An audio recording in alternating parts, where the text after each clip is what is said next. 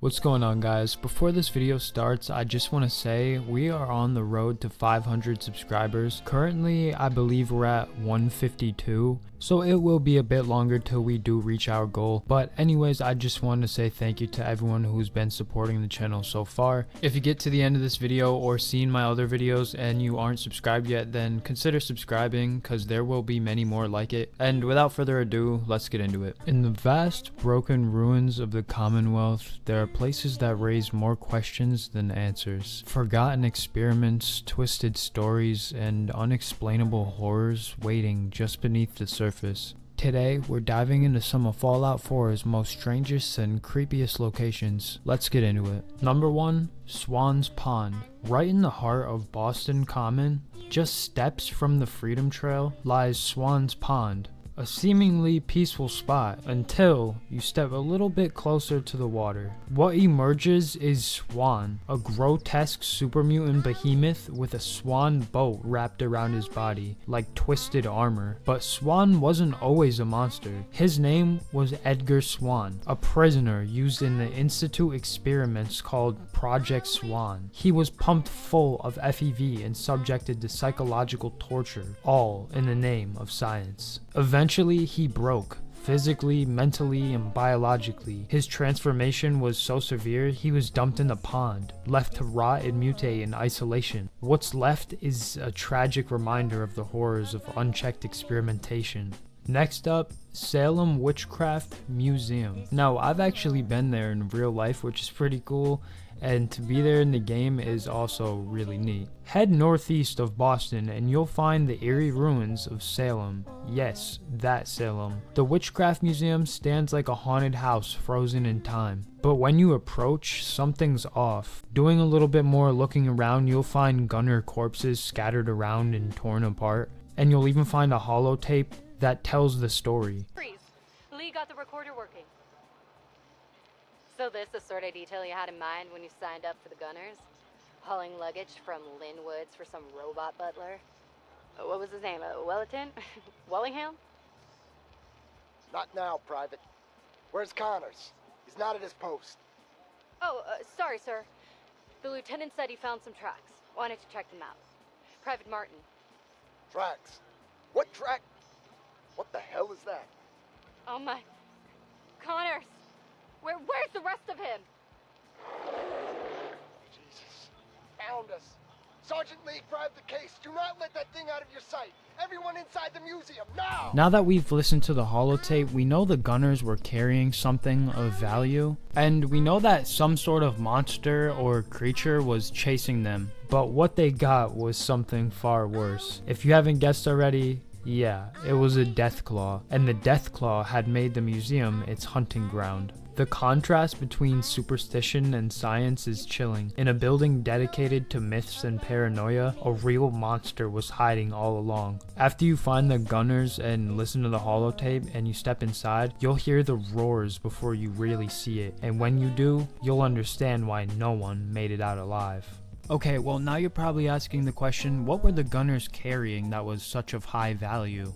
Well, if you search one of the dead Gunners inside, he actually has a Deathclaw egg on him. It seems that these group of Gunners were actually hired to transport the egg, but while in the middle of doing so, the Deathclaw mother was tracking them all the way down to the Witchcraft Museum, which they had to run inside of to take some shelter, but obviously we all know how that ended up.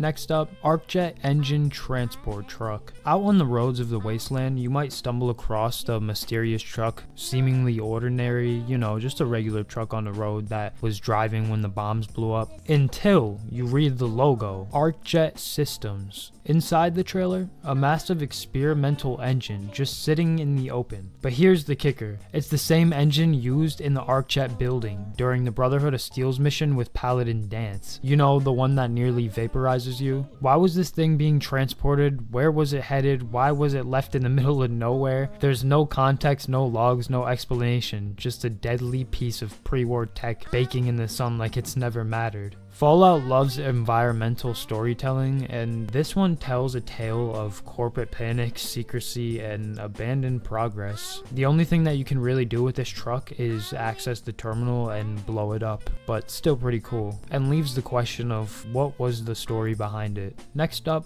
Pickman Gallery.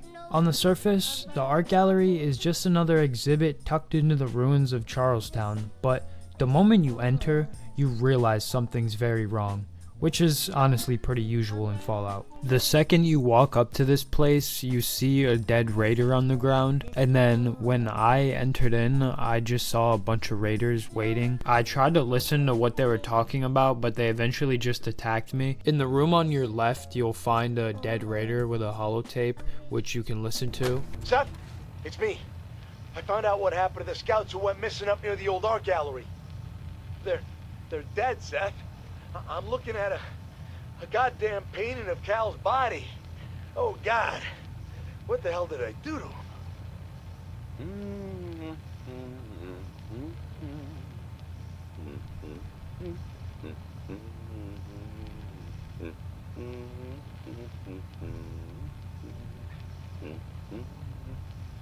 Who the hell is there?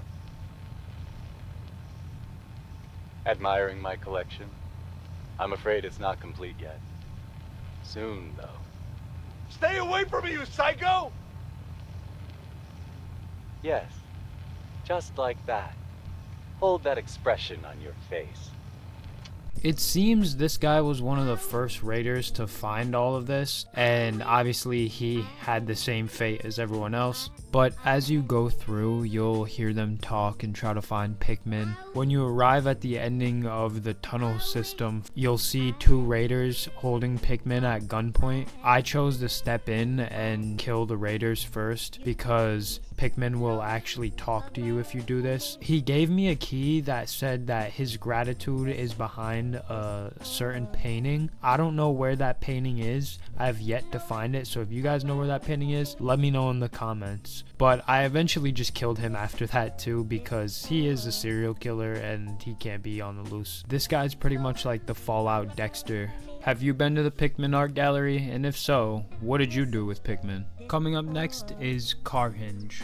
You know, like Stonehenge, but with cars. The player will find a bizarre monument created out of destroyed cars. This bizarre monument can be found just south of Swans Pond. But beware, to anybody who does go there will be a behemoth waiting for you. And obviously if you kill him, you get some good loot. It's just kind of an all around cool spot to come across. I also found out while doing research for this video that there is another Car-henge location in Fallout 76. We also know that Fallout 4 and Fallout 76 take place on the opposite sides of the timeline. 76 is right near after the bombs dropped, maybe like 20-30 years, and Fallout 4 is 200 years after. So it's a big time jump, but it leaves the question, who's placing these? Is it the super mutants or is it someone else? Whether it's science gone wrong, justice turned sour, or monsters hiding in plain sight, Fallout 4 reminds us that the past is never really gone. Which of these places have you been to in the game, and what's the creepiest location you ever found in Fallout 4? Drop a comment below and let me know what you want to see next, and consider launching a mini nuke at that like button. And don't forget to subscribe for more post-apocalyptic stories. Stay safe out there, Wanderer, and keep your eyes open.